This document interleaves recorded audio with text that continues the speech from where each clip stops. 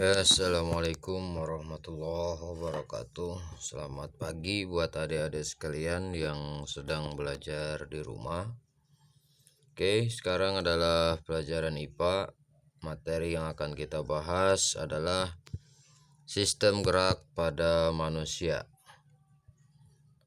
Gerak pada manusia melibatkan sistem gerak yang merupakan kerjasama antara sistem rangka dan sistem otot. Ya, ini otot. Otot dinamakan alat gerak aktif karena dia yang menggerakkan pergerakan pada manusia. Kemudian rangka dinamakan alat gerak pasif karena rangka adalah bagian yang digerakkan oleh otot. Nomor 1. Struktur dan fungsi rangka. Struktur rangka atau bahasa ilmiahnya adalah skeleton, berdasarkan letaknya dibagi menjadi endoskeleton atau rangka dalam. Ya, endo kalau bahasa Inggris itu ada in ya. Endo, in itu hampir mirip, artinya adalah dalam. Jadi endoskeleton perlu kalian ingat itu adalah rangka dalam. Dan eksoskeleton atau rangka luar. Ya, kata kerjanya adalah diawali dengan X. X itu dalam bahasa Inggris artinya adalah luar. Eksoskeleton berarti rangka luar.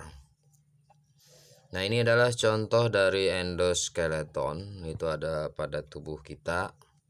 Maksudnya itu adalah rangkanya atau tulangnya berada di dalam daging, dibungkus oleh daging.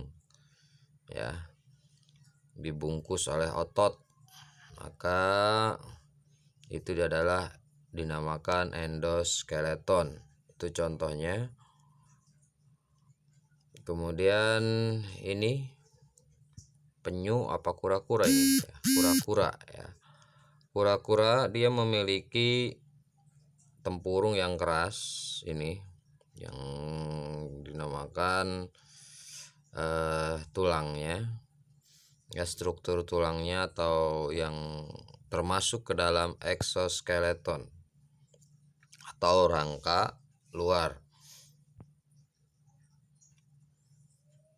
Tulang berdasarkan bentuknya dibagi menjadi tulang nomor pertama adalah tulang pipa atau tulang panjang. Artinya yaitu struktur tulang yang berbentuk tabung dan memanjang. Ya, tabung itu seperti apa? Ya, tabung itu adalah kayak paralon gitu ya, bentuknya bulat panjang seperti itu. Nah, ini tulang pipa ada pada tulang lengan atas pada tubuh kalian. Kemudian ada pada tulang hasta. Tulang hasta itu adalah tulang yang segaris dengan kelingking. Ya, jadi tulang lengan bagian bawah itu terbagi menjadi dua. Ada yang segaris dengan jempol dan ada yang segaris dengan kelingking. Kalau yang segaris dengan kelingking itu dinamakan tulang hasta. Kemudian yang segaris dengan jempol jajar satu arah ya, itu dinamakan tulang pengumpil. Kemudian tulang pipa juga terdapat pada paha atas, tulang paha ya. Kemudian pada kaki kalian juga yang bagian depannya itu yang dinamakan dengan tulang kering. Kemudian pada bagian kaki kalian yang paling belakang ya itu dinamakan tulang betis. Kemudian yang nomor 2, tulang pipi atau gepeng ya, yaitu struktur tulang yang berbentuk tipis, gepeng, dan memipih. Itu ada di kepala kalian atau dinamakan dengan tulang tengkorak. Kemudian di bagian depan tubuh kalian itu dinamakan dengan tulang dada. Kemudian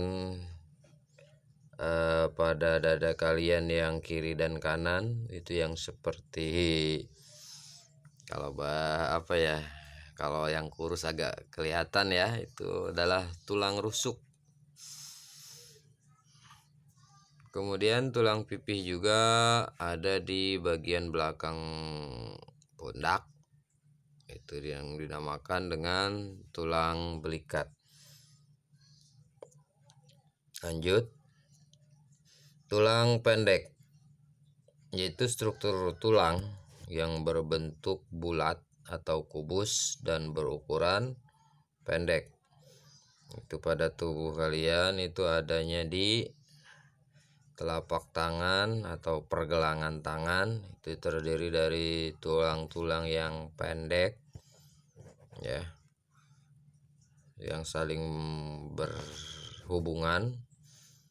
Atau tulang telapak tangan, tulang pergelangan tangan itu termasuk ke dalam tulang pendek.